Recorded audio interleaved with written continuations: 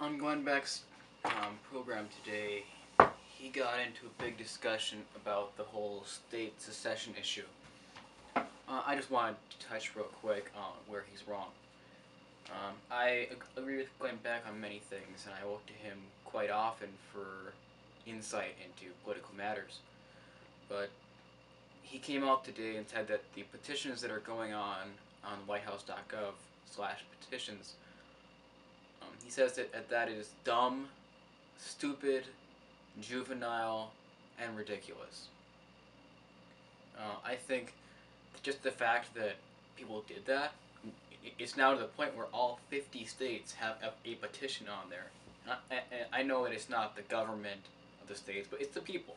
And the people of this nation are speaking out. There's already over 700,000 total signatures for all 50 states in favor of secession.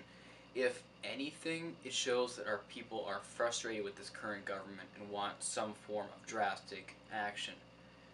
Um, the rule with the petition site is that if you get 25,000 signatures, the president must respond either through a press release on that site or through an actual press conference in person on broadcast television or broadcast on the internet.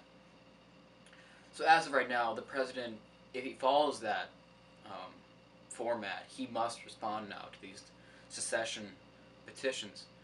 Glenn Beck thinks that if we sign these petitions, that then the government's going to remember who spoke out against them, and the government is then going to eventually attack, or the Department of Homeland Security has all this power, and it can come down and it's seditious speech or whatever, and they can imprison you, jail you, perhaps even brand you as a traitor, betraying this country by speaking out in favor of secession. I think it's a possibility. It's definitely true that the government will be keeping tabs on people who are going to be in favor of free speech and freedom, liberty, etc. In that case, I hope that my name is on that list. I hope that that what I'm doing on this page and what I'm doing in my own life is going to have a great impact. And to me, it would be flattering if the government considered me a threat. I'm going to be doing all that I can to encourage people to not only sign these petitions, but also to talk to your state congressmen and your senators and your governors.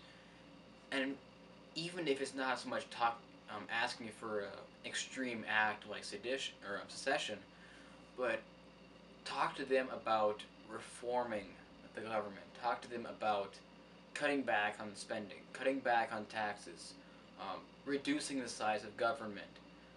The Declaration of Independence states that it is the right of the people to alter or to abolish any form of government that becomes destructive of these ends.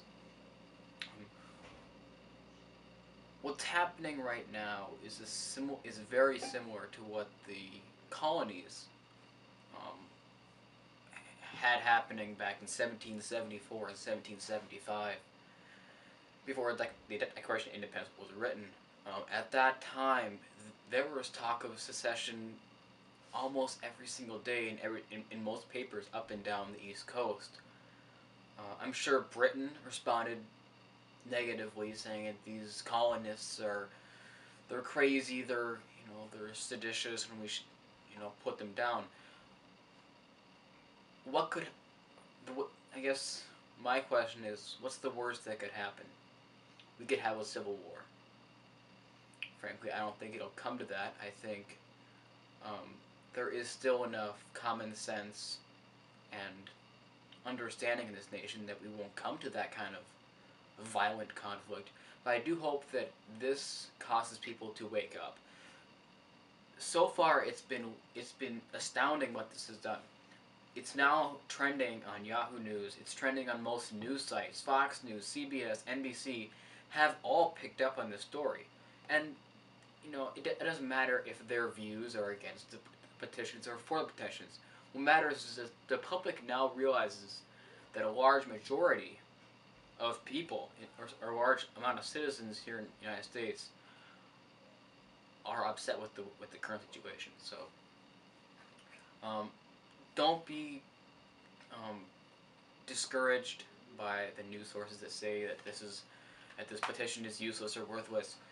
It's a chance for you to get your voice out there. You know, people, the our votes in the past election may not have been counted, or there could be voter fraud. This site is not going to have any kind of fraud. It shows you, second by second how many votes there are. Over 100,000 votes for Texas as of right now. That's amazing. There's, yes, of course, yeah, that's not even close to the majority of Texas, but it's very impressive and encouraging to me to see people upset with the government and people speaking out for a change. So I would encourage you to go to whitehouse.gov / petition or petitions, and either put your name out there and join the rest of us who have taken a stand for liberty, taken a stand for freedom, and wish to see America put back on track. Have a nice day.